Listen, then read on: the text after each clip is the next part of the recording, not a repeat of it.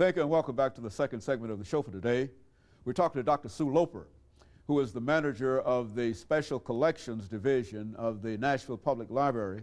And of course, Dr. Loper, let me give you an opportunity during this second segment to be more specific in reference to what you're trying to accomplish with the Civil Rights Project that you've initiated in the library.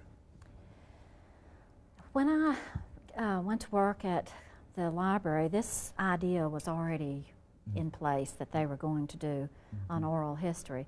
I'm not quite sure how it originated. I think it was something that the donor was interested in doing. And Taylor Branch was here last spring to speak as one of our programs related to the Civil Rights Collection. And in his presentation made the comment that he encouraged an oral history, and our director was able to stand up and say, "We're working on it." Okay, very good. So it was nice to be able to say that. We started meeting in August of last year discussing how we would do it, who we would want to interview, how big should the project be, how can we handle the whole civil rights movement. And we had a committee that discussed all of these pros and cons, and we started creating a list of people that might be interesting interviewees.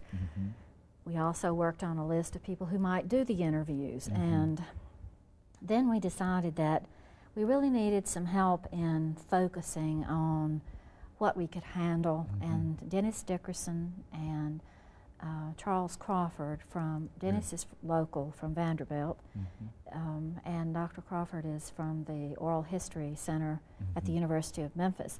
They were a part of a grant funded project to bring consultants in. Humanities Tennessee funded the project, and we were able to bring them in as consultants to meet with us and to help us talk through and determine what we should focus on and how to limit what we would do so it was not so overwhelming. We had already started a Veterans History Project with the Library of Congress, an oral history project, so we learned a lot from that. And the response was overwhelming. And we wanted to have a little more pace with this so that we didn't have a lot of people waiting to be interviewed.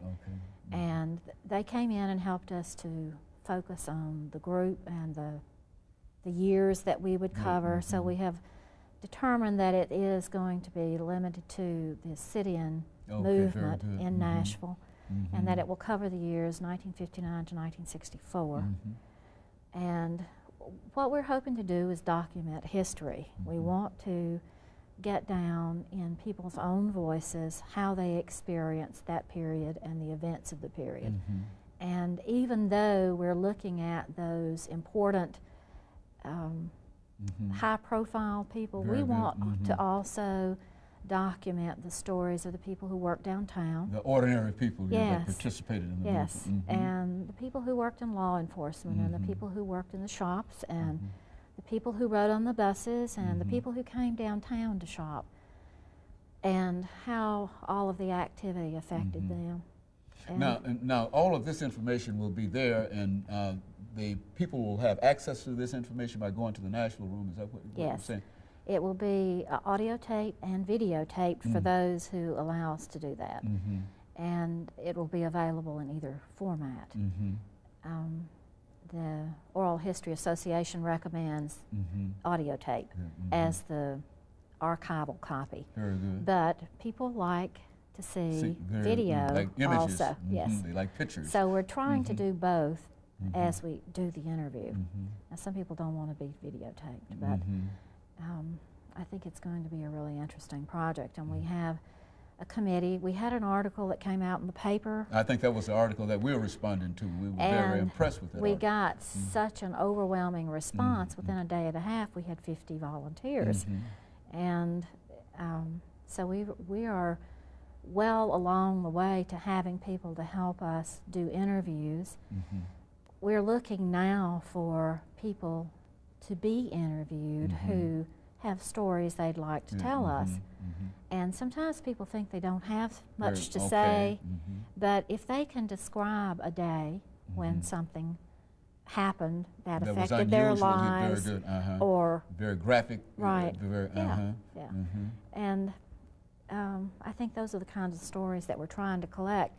And when someone is doing research on what happened, you may have 6 versions of the same incident, and somewhere in the middle of all of that, you can surmise what you think happened. It's a story. Yeah. Yes.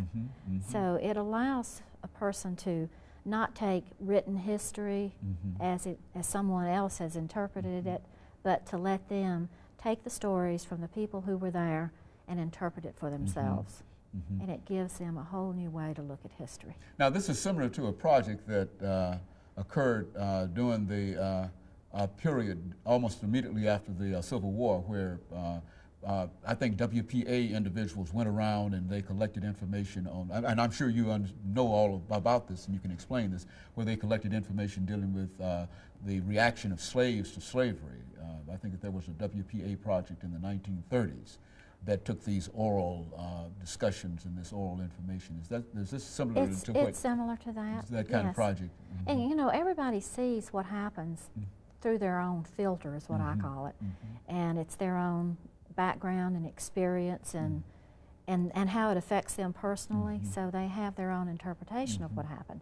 So it's interesting to look at old film from the 60s when this was actually going on.